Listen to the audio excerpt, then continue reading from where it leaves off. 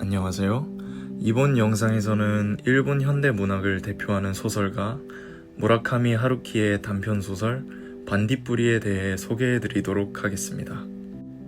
무라카미 하루키는 1949년 일본 교토에서 태어났습니다. 와세다 대학교 문학부에서 연극을 전공하였으며 대학 재학 시절부터 재즈바를 운영하며 문학과 음악, 예술 전반에 대한 관심을 키워왔습니다. 그의 첫 소설 바람의 노래를 들어라는 1979년에 발표되었고 이 작품은 군조 신인문학상을 수상하며 화려하게 데뷔했습니다. 그 후 1973년에 핀볼, 양을 쫓는 모험, 세계의 끝과 하드보일드 원더랜드 등을 연이어 발표하며 독자와 평단의 주목을 받았고 하루키의 장편소설 노르웨이의 숲은 1987년 출간과 동시에 일본에서 400만 부 이상의 판매고를 올리며 폭발적인 인기를 끌었습니다. 하루키는 소설, 에세이, 번역까지 폭넓은 활동을 이어왔습니다. 노르웨이의 숲, 해변의 카프카, 1Q84 등 장편에서는 깊은 상실감과 성찰을, 코끼리의 소멸 등의 단편집에서는 짧지만 강렬한 여운을 남깁니다. 그의 작품 세계는 개인의 내면과 외부 현실, 과거와 현재가 경계를 허물며 독자를 사로잡습니다. 또한 재즈, 문학, 여행, 음식 등 다채로운 문화 요소를 자연스럽게 녹여내며 독자에게 일상의 낯선 풍경을 선사합니다. 그의 문학은 서양 문학과 대중문화의 영향을 강하게 받았으며 심오한 철학적 주제를 일상적인 언어로 풀어내는 것이 특징입니다. 고독, 소외, 상실, 존재의 불확실성과 같은 주제를 음악적 리듬감과 독특한 상징성으로 풀어내는 점이 무라카미 문학의 가장 큰 매력이라고 할 수 있습니다. 소설 반딧불이의 주인공은 도쿄의 고지대에 있는 학생 기숙사에서 대학 생활을 시작합니다. 낯선 도시, 익숙하지 않은 공동생활, 그리고 병적으로 청결한 말더듬이 동거인과 함께한 나날. 매일 아침 그는 국기 개양식의 군가 소리로 잠에서 깨어납니다. 철저한 규칙 속에서도 그는 자신의 내면과 조용히 대면합니다. 어느 일요일 오후, 주인공은 전차 안에서 오래전 친구의 연인이었던 그녀와 우연히 재회합니다. 둘은 목적지도 없이 함께 걷고 커피를 마시고 말없이 시간을 보냅니다. 말보다는 침묵 속에서 전해지는 마음이 더 많았고 그녀는 한없이 투명한 눈으로 그를 바라봅니다.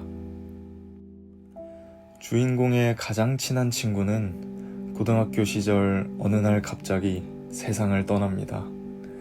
차 안에서 스스로 목숨을 끊은 친구. 그 죽음을 마주한 주인공은 깨닫습니다. 죽음은 삶의 반대편이 아니라 삶 속 어딘가에 함께 존재하는 것임을. 그 사건 이후 그는 모든 것을 너무 심각하게 받아들이지 않으려 노력합니다. 그녀와의 관계는 말없이 계속됩니다. 특별한 목적도 뚜렷한 사랑도 아닌 단지 함께 걷는 사이. 그녀는 점점 야위고 더욱 조용해지고 마침내 자신의 생일날 그와 처음으로 잠자리를 같이 합니다. 그러나 그것은 위로도 해답도 되지 못합니다. 그러던 그녀는 갑자기 대학을 휴학하고 교토의 산중 요양소로 떠나겠다는 편지를 남깁니다. 그녀는 말합니다. 이것은 오랫동안 준비해온 일이었고 누구의 잘못도 아니라고. 그리고 주인공에게 자신을 책망하지 말라며 담담히 이별을 고합니다. 그녀가 주인공에게 남긴 편지입니다. 우선 대학을 1년간 휴학하기로 했어요. 우선이라고 했지만 이제 아마 되돌아가지 않을 거예요. 휴학은 어디까지나 절차상의 일입니다. 아파트는 내일 퇴거하기로 했어요. 갑작스러운 이야기라고 생각할지 모르겠지만 이건 오래전부터 생각해온 일이에요. 당신에게 몇 번인가 의논할까도 했었지만 아무래도 할 수가 없었어요. 입에 담는 게 너무 두려웠던 거예요. 이런저런 일에 신경 쓰지 말아주세요. 설령 무슨 일이 일어났다 하더라도 혹은 무슨 일이 일어나지 않았다 하더라도 결국은 이렇게 됐을 것이라는 생각이 들어요. 어쩌면 이런 말투는 당신의 마음을 아프게 하는지도 모르겠군요.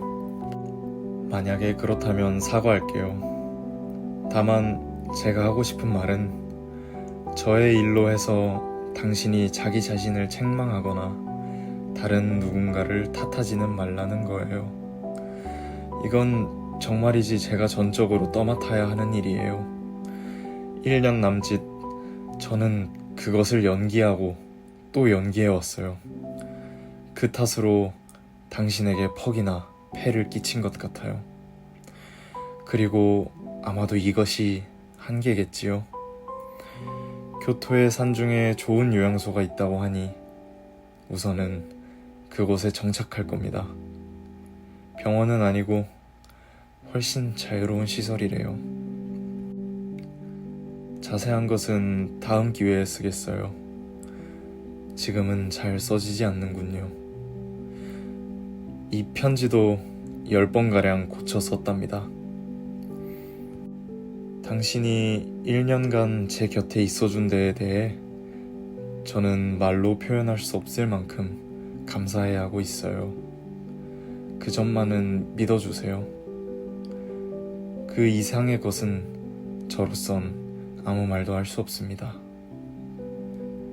당신이 주신 레코드는 언제나 소중히 듣고 있습니다.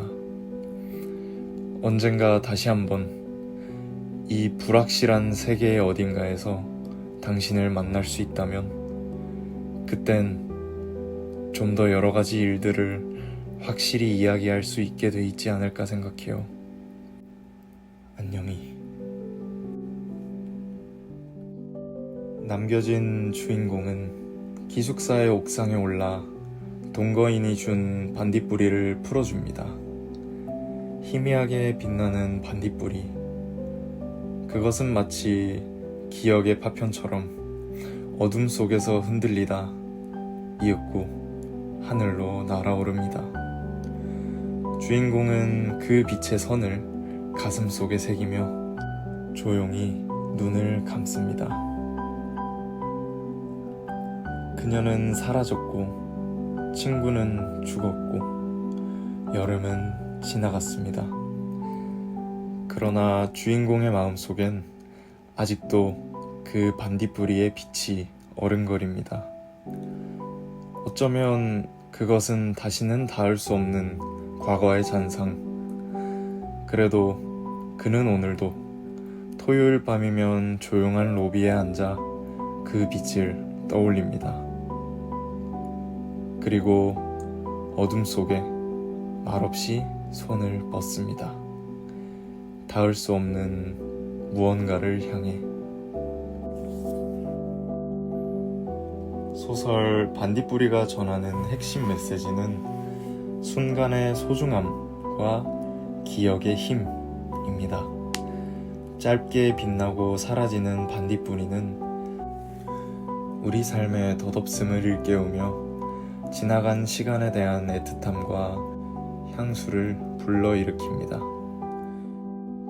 또한 침묵과 공감 속에서 타인과 완전한 소통이 어려움을 보여주면서도 그럼에도 잔잔히 이어지는 정서를 통해 인간관계의 깊이를 탐색하게 합니다.